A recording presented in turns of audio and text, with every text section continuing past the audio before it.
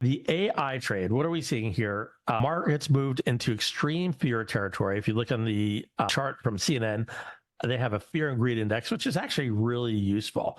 And more often than not, actually, what I have found historically, when you're in extreme fear territory for a while, that actually ends up being a good buying opportunity.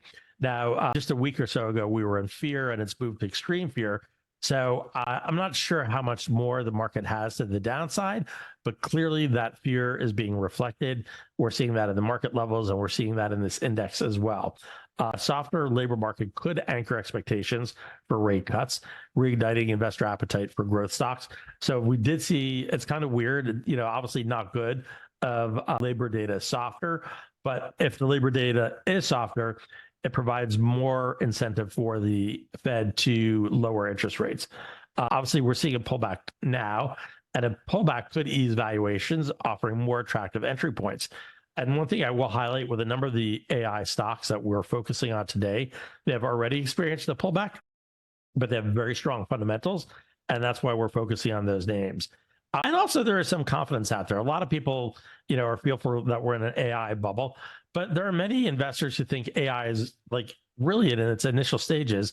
And Buffett today took a new position, not today, but he's just recently built a new position worth $4.3 billion in Alphabet, signaling his confidence in AI from one of the market's, more conservative and cautious investors. So really good to see him investing into Alphabet in this period. So AI stocks with strong fundamentals and durable demand will remain well positioned for a long recovery. And that's where we would encourage you to sort of purchase on the dip. Now, I also say when you have a dip in the market, it's also a great opportunity to pick up dividend stocks. And there is a case for quality yield.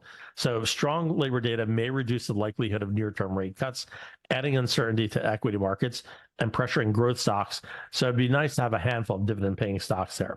In volatile environments, investors often rotate toward dividend stocks with reliable earnings, steady cash flow, and attractive yields. And quality high-yield dividend stocks can provide stability by offering predictable income and more stability compared to the broader market. So I often will use these periods where we have a dip in the market to purchase stocks that I think are attractive on fundamentals and have come down. But also, since there's uncertainty, as Daniel sort of alluded to before, we really don't know what's going to happen with the data.